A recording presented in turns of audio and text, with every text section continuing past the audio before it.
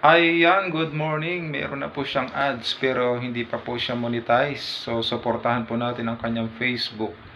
Ayan po, nagtanong po, no, yung kanyang mga kasamahan. So, sinagot po natin dahil napanood po natin ito sa top earners. Na may mga situation talaga na may ads ng ating mga video pero hindi pa tayo monetize. Pero malapit-lapit na po yan, consistent po. Kailangan live streaming, mag-upload sa reel at malapit. Kaya wag po kayong tumigil at ituloy-tuloy niyo lang po ang pag-upload, madam, sir. At pwede kayo mag-comment sa Facebook natin sa content natin na ito.